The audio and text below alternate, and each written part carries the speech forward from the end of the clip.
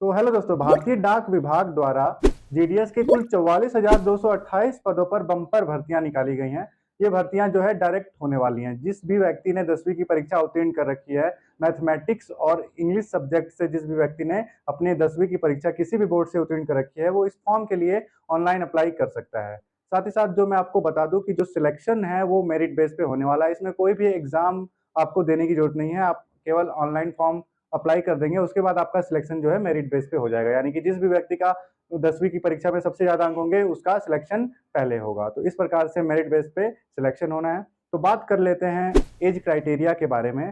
तो age criteria इसमें 18 से 40 वर्ष के बीच में रखी गई है। यानी कि जो भी व्यक्ति 18 वर्ष से लेकर 40 वर्ष के बीच में है, वो इस फॉर्म के लिए अप्लाई कर सकता है। तो मैं आपको बता दूं कि जेडीएस की जो सैलरी 10,000 से 29,000 के बीच में रखी गई है। जो भी व्यक्ति जिस भी पोस्ट पे सिलेक्ट होगा, उसके पोस्ट वाइज उसको सैलरी दी जाएगी 10,000 से 29,000 के बीच में। तो आप चैनल पर अभी तक नए हैं और आपने चैनल को सब्सक्राइब नहीं किया है, तो चैनल को सब्सक्राइब कर दीजिएगा। नीचे बेल आइकन होगा, उसको भी प्रेस कर दीजिएगा और साथ ही साथ जो है वीडियो को लाइक करके अपने फ्रेंड सर्कल में शेयर जरूर कर दीजिएगा। तो बिना किसी देरी के चलते हैं वीडियो की तरफ। तो दोस्तों, सबसे पहले आपको अपना कोई भी ब्राउजर ओपन करना है। ब्राउजर ओपन करने के बाद आपको सर्च करना है इंडियन जीडीएस ऑनलाइन, ये लिख के आपको सिंपली सर्च करना है। तो जो सबसे पहली लिंक खुलकर सामने आती है, उसी लिंक पे आपको एक बार क्लिक कर देना है। तो जैसे ही आप वहाँ पे क्लिक करते हो, कुछ इस टाइप का इंटरफेस खुलकर सामने आ जाएगा।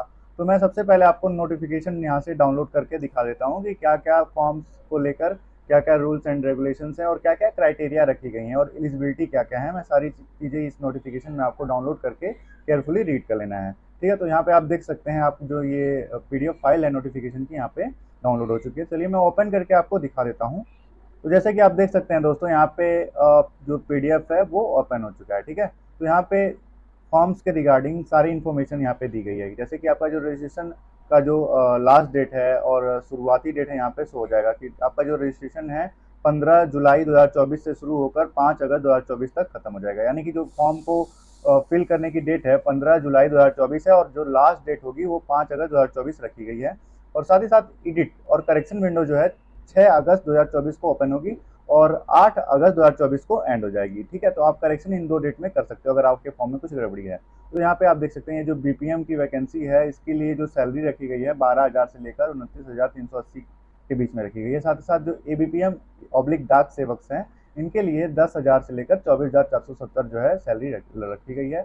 साथ ही साथ जो एलिजिबिलिटी क्राइटेरिया है, उसमें एज लिमिट जो रखी गई है 18 साल से 40 साल के बीच में रखी गई है। ठीक है, और इसी के साथ जो है आप एज रिलैक्सेशन भी ले सकते हो अगर आप इन कास्ट से बिलोंग करते हो। तो अब बात कर लेते हैं एजुकेशनल क्वालिफिकेशन की। तो एजुकेशनल क्वालिफिकेशन में आपका जो है 10th पास होना चाहिए किसी भी बोर्ड से। ठीक है, तो उसमें एक चीज़ का ये ध्यान रखना है कि आपके जो 10th की मार्कशीट होगी या आपने जो 10th किया है, 10th पास किया है, उसमें सब्जेक्ट्स में मैथमेटिक्स और इंग्लिश होना अनिवार्य है। तो इस चीज़ का ध्यान रखिएगा। ठीक है, तभी आप फॉर्म को अप्लाई कर सकते हैं, अन्यथा आपका फॉर्म रिजेक्ट कर दिया जाएगा। तो चलिए अब चलते हैं कि फॉर्म को अप्लाई कैसे करना है वो जान लेते हैं। तो यहाँ पे वापस से हमें इस वेबसाइट पर आ जाना है। ठीक है, वेबसाइट पर आने के बाद यहाँ पे आप देख सकते हैं स्टेज 1 रजिस्ट्रेशन लिखा हुआ आ रहा है, कुछ इस प्रकार से यहाँ पे लिखा हुआ आ रहा है। देन यहाँ पे रजिस्ट्रेशन का एक ऑप्शन हो रहा है, तो इसी रजिस्ट्रेशन वाले ऑप्शन पे एक बार आपको क्लिक करना है। तो जैसे ही आप क्लिक करते हो, कुछ इस टाइप का फॉर्म यहाँ पे ओपन हो जाएगा। ठीक है, तो सबसे पहले ऑप्शन पूछा जाएगा मोबाइल नंबर का, तो आपको यहाँ पे अपना मोबाइल नंबर फिल कर देना है। मोबाइल नंबर फिल करने के बाद यहाँ पे वैलिडेट मोबाइल नंबर का एक ऑप्शन शो हो रहा है, देन इस पे क्लिक करना है। अब यहाँ पे आप देख सकते हैं कुछ इस टाइप का पॉपअप शो होगा जहाँ पे ये लिखा आ जाएगा कि आपके मोबाइल नंबर पर ओटीपी भेज दी गई है। देन आपको ओके करना है। उसके बाद ओटीपी को आपको इस वाले बॉक्स में फिल करना है। ओटीपी फिल करने के बाद आपको सबमिट ओटीपी का ऑप्शन शो हो रहा है, तो देन यहाँ पे आपको क्लिक कर देना है। अब जैसे ही आप वहाँ पे क्लिक करोगे, यहाँ पे लिखा आएगा मोबाइल नंबर वैलिडेट सक्सेसफुली, यानी कि आपका जो मोबाइल नंबर है वो सक्सेसफुली वैलिडेट कर दिया गया है। उसके बाद आपको यहाँ पे इस बॉक्स में अपना ईमेल आईडी फिल कर लेना है। ठीक है, ईमेल आईडी फिल करने के बाद आपको वैलिडेट ईमेल वाले ऑप्शन पर क्लिक कर देना है। तो जैसे ही आप वहाँ पे क्लिक करोगे, एक पॉपअप शो होगा कि आपके मोबाइल ईमेल पर ओटीपी भेज दी गई है। तो यहाँ पे आपको ओके करना है। देन आपको ओटीपी को यहाँ पे देख के फिल कर लेना है। उसके बाद आपको सबमिट ओटीपी वाले ऑप्शन पर क्लिक कर देना है। अब यहाँ पे लिखा आएगा कि ईमेल वैलिडेट सक्सेसफुली, यानी कि आपका ईमेल भी सक्सेसफुली वैलिडेट कर दिया गया है। अब अगला ऑप्शन आता है applicant's name as per secondary school pass certificate, यानी कि आपको आवेदक का नाम यहाँ पे फिल करना है, जो उसके 10 की मार्कशीट पर फिल जो लिखा होगा उसी के अकॉर्डिंग यहाँ पे फिल करना है। तो यहाँ पे अगला ऑप्शन आता है father's name, mother's name as per secondary school pass certificate. तो यहाँ पे आपको अपने पिता या माता का नाम लिखना है जैसे कि आपके हाई स्कूल की मार्कशीट पर अंकित होगा उसी के अकॉर्डिंग। तो अब अगला ऑप्शन आता है डेट ऑफ बर्थ का। तो यहाँ पे आपको अपना डेट ऑफ बर्थ सिलेक्ट कर लेना है, जो भी आपका डेट ऑफ बर्थ होगा कुछ इस प्रकार से आपको डिटेल्स अपना सिलेक्ट कर लेना है। अब उसके बाद अगला ऑप्शन आता है जेंडर का। तो आपको यहाँ से अपना जेंडर सिलेक्ट कर लेना है। उसके बाद कम्युनिटी पूछी जाएगी, तो यहाँ पे आपको सिंपली सिलेक्ट करना है। उसके बाद आप कौन सी कम्युनिटी यानी कैटेगरी से बिलोंग करते हैं, जैसे अनरिजर्व्ड, EWS यानी कि OBC, फिर SC ST जो भी होगा आपका, आपको यहाँ से सिलेक्ट कर लेना है। उसके बाद यहाँ पे सर्किल इन विच सेकेंडरी स्कूल पास। तो आप जिस भी सर्किल यानी कि जिस भी राज्य से आपने हाई स्कूल की एग्जामिनेशन पास की होगी उस राज्य का सिलेक्शन यहाँ से आपको कर लेना है, ठीक है। उसके बाद यहाँ पे year of passing secondary school. तो यहाँ से आपको जो जिस भी वर्ष आपने अपने हाई स्कूल की परीक्षा पास की होगी उसका ईयर आपको यहाँ पे सिलेक्ट कर लेना है।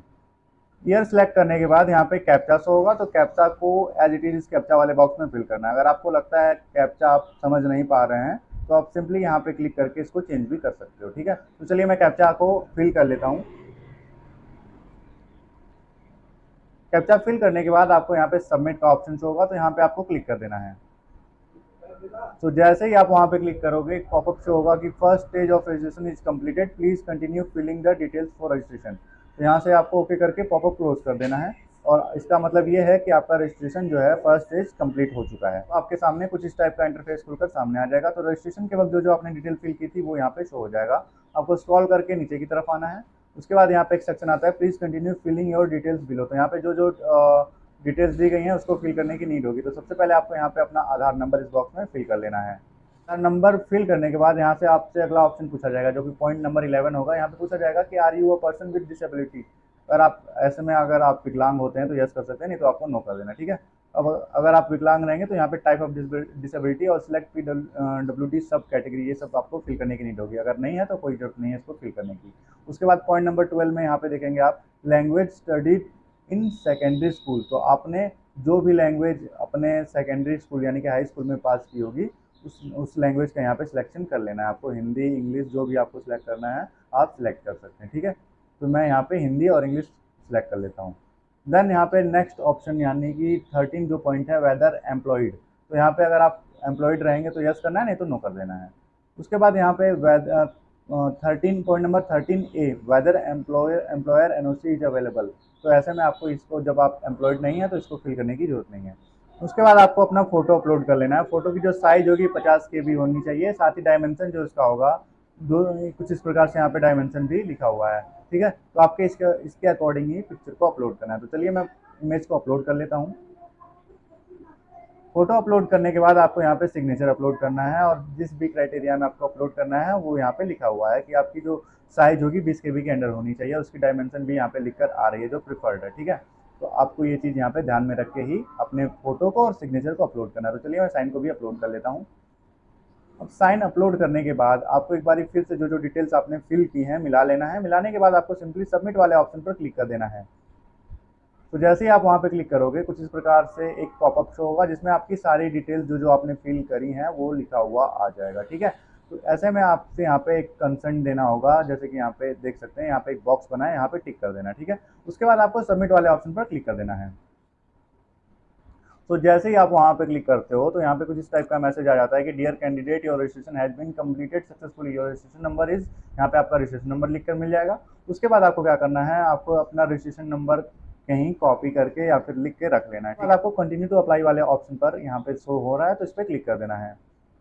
तो जैसे ही क्लिक करते हो तो यहाँ पे सबसे पहले वेरिफिकेशन डिटेल्स, तो यहाँ पे आपका रजिस्ट्रेशन नंबर ऑटो सिलेक्ट आ जाता है। देन आपको सर्किल अप्लाइंग फॉर, तो यहाँ पे आपको अपना सर्कल का सिलेक्शन कर लेना है जिस भी सर्कल से आप अप्लाई करना चाहते हो। तो मैंने यहाँ पे उत्तर प्रदेश चुन लिया है, आप अपने अकॉर्डिंग चुन लीजिएगा जो भी आपका सर्कल होगा, ठीक है। देन आपको सबमिट वाले ऑप्शन पर क्लिक करना है। अब यहाँ पे आपको शो होगा OTP send to your registered mobile number, ठीक है। तो यहाँ पे एक पॉपअप को ओके करके हटा देना है, ठीक है। उसके बाद आपके जो मोबाइल नंबर पर OTP भेजी गई है उस OTP को इस बॉक्स में फिल करना है। OTP फिल करने के बाद यहाँ पे आप देखेंगे नीचे कैप्चा शो होगा, ठीक है। कैप्चा को एज इट इज कैप्चा वाले बॉक्स में फिल कर देना है। कैप्चा इजी ना हो तो आप यहाँ से चेंज भी कर सकते हो, ठीक है। तो चलिए मैं कैप्चा फिल कर लेता हूँ। कैप्चा फिल करने के बाद यहाँ पे नेक्स्ट वाले ऑप्शन पर क्लिक कर देना है। अब यहाँ पे जो है कुछ इस टाइप का फॉर्म ओपन होकर आ जाएगा, जहाँ पे सबसे पहले आपको अपनी एड्रेस डिटेल्स फिल करनी होगी। तो सबसे पहले आपको कम्युनिकेशन एड्रेस फिल करना होगा, ठीक है। तो सबसे पहले आपको अपना डोर, हाउस, अपार्टमेंट नंबर, तो आपको मकान संख्या वगैरह यहाँ पे फिल कर सकते हैं, ठीक है। उसके बाद यहाँ पे अगला ऑप्शन आता है स्ट्रीट का, तो आपको अपना स्ट्रीट यहाँ पे फिल कर देना है, ठीक है। उसके बाद यहाँ पे सिटी ऑब्लिक विलेज, तो आपको अपने विलेज का नाम या अपने शहर का नाम यहाँ पे लिख देना है, ठीक है। उसके बाद यहाँ पे पंचायत ऑब्लिक मंडल ऑब्लिक डिस्ट्रिक्ट, तो यहाँ पे आप अपने पंचायत का या फिर मंडल का या फिर डिस्ट्रिक्ट का नाम फिल कर सकते हो, तो आपको फिल कर देना है। उसके बाद यहाँ पे ऑप्शन आता है पिन कोड का, तो यहाँ पे आपको अपना पिन कोड फिल कर लेना है। अगर आपका कम्युनिकेशन एड्रेस और परमानेंट एड्रेस दोनों सेम है, तो ऐसे में यहाँ पे एक बॉक्स शो हो रहा है, जैसे कि यहाँ पे लिखा हुआ आ भी रहा है कि सेम एज कम्युनिकेशन एड्रेस। तो इस बॉक्स पे आप जैसे ही क्लिक करते हैं तो जो आपने डिटेल्स यहाँ पे फिल की हैं कम्युनिकेशन एड्रेस वाली, ऑटोमेटिकली यहाँ पे फिल हो जाता है। अगर आपके केस में आपका एड्रेस कहीं और है, परमानेंट एड्रेस आपका दूसरा है, तो आप मैन्युअली भी यहाँ पे फिल कर सकते हैं। तो मेरे केस में जो मेरा कम्युनिकेशन एड्रेस और परमानेंट एड्रेस है दोनों सेम है, तो मैं यहाँ पे क्लिक कर दूंगा, ठीक है। तो ऐसे भी आप भी कर सकते हैं। उसके बाद नेक्स्ट सेक्शन आता है क्वालिफिकेशन डिटेल्स का।